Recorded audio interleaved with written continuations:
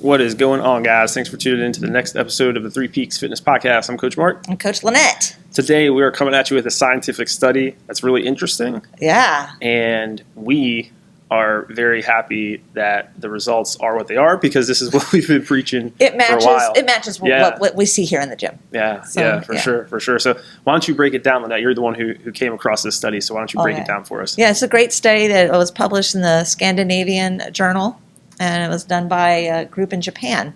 They took a bunch of young adults who were sedentary and put them into three groups, and the question they were trying to answer is, which has the best effect on your muscle size and strength? Lifting really heavy once or twice a week, or lifting lighter and more often, 5 days a week. So they split them into three groups. So the first group did the test on a bicep contraction, which is applicable to any muscle in the body, but it's just easier to test. Right. So they had them do bicep contractions, and they had a muscle that measured the size and strength, and, the degree of their effort contraction. And so one group did it 6 contractions 1 day a week. And the next group, they did 30 contractions 1 day a week. And then the third group did 6 contractions 5 days a week. Yep. Okay, so they changed it up there. So they did this for a month, measuring their progress. And the results were the first group that did 6 contractions 1 day a week. You can guess what happened there. None.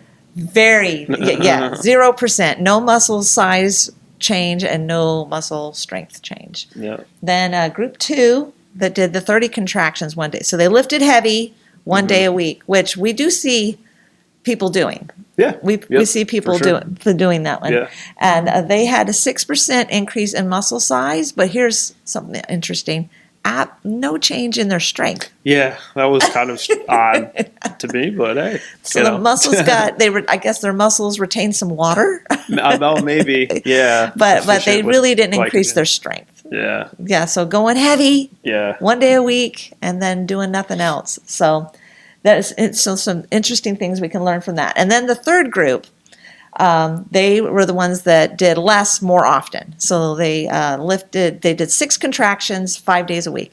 They had an 8 to 10% increase in size and strength in their muscles. Yeah. So, that's what we've seen here in the gym. Yeah. Well, it's fascinating too, because you could look at it and you say, oh, well, duh, like the person who works out 5 days per week is going to obviously get better results than the person working out 1 day per week. Yeah. But what's really interesting is the 30 it's still the same volume between group 2 and group 3, right? Yeah. So group 2 still did 30. Oh, that's true. 30 reps, right? Which is still 6 times 5, right?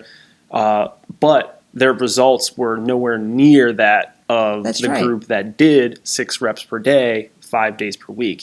And that is because progress doesn't actually happen in the gym, right? Progress comes from the recovery afterwards. The recovery. And so there's, I guess you could call it recovery opportunity, right? Yeah. If you give yourself more recovery opportunity, meaning you give your body more chances to recover, you have more chances to make progress. And that's one of the reasons why. So when we talk about like, 80, we always talk about 80%, right? Like shoot for 80%. Yeah. As many days as you can in the gym. It doesn't always necessarily have to do with like the actual workout itself. It has to do with giving your body an actual chance to recover from that workout. Yeah. And so there's also, and I'm kind of going off topic here, but bear with me. There is also a very real component to going too high intensity and passing that threshold of being able to adequately recover, which I don't know. It didn't say it. In the article you sent me, it didn't say it. So they I don't didn't know address it in the study. If that's what happened, but it could have very well been the case where, like 30 contractions on that 1 day kind of took them past that threshold where it's past that sweet spot of like, okay, like I can recover and I'm still feeling strong the next day to go. Yeah. You know? Yeah, that's the secret to it, right? Is to work out just enough to stimulate the change, but not so much that you can't recover in time to do it again the next day. Right. And another big thing too that they were doing in this study They were doing eccentric training. Yes, that's very key, is eccentric training. Yeah, so there's eccentric and concentric, right, guys? So concentric, for those of you that are Spanish speakers, con is with, right? So okay. I like to think of concentric as like with force, right? So the concentric movement is anytime you're like pushing against the weight, right? So if I'm squatting, the concentric movement is me going up, using my legs to push the weight up. That's when you're shortening the muscle. When you're shortening the muscle, yeah. Eccentric is when the muscle is elongating, but you still want to be controlled. Yeah. Right? You still want to control it as you're descending into that squat. You don't want to just drop. The easy part for me, I think of it as the part where you're resisting gravity. So like if you're going down in your squat, that's the eccentric. Going down in your push-up, that's the eccentric. That's the part everyone just drops. Yeah. But no, you resist the gravity on the way down, and that's the eccentric part of the move. Yeah. So that was the style of training they were doing was eccentric. Yes. Right? Very much controlled as they were resisting that gravity, which is also important. Also something that we do here. When we do our tempo training, that's the whole point of doing the tempo work and slowing down the reps, controlling the reps throughout the entire rep. Yeah, the cool thing about eccentric training is it does allow for quicker recovery. It develops strength quicker and allows you to recover. And you could train every day. If you're doing eccentric training, you can train 5-6 days a week because it's much better on your joints. Yeah. And much easier to recover. It doesn't drain your energy.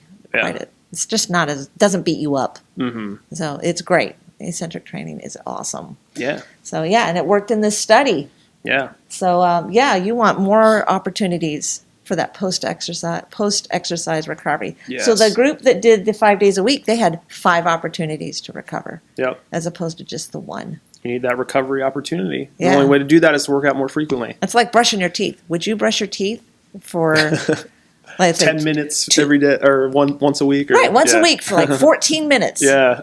No, you want to brush your teeth every day because it's that consistency, doing less more often. Right. Yeah. Yeah. Consistency compounds. Cool. I think that's it. Yeah, guys. Hopefully this was helpful and informative. We will talk to you next time. All right. Bye.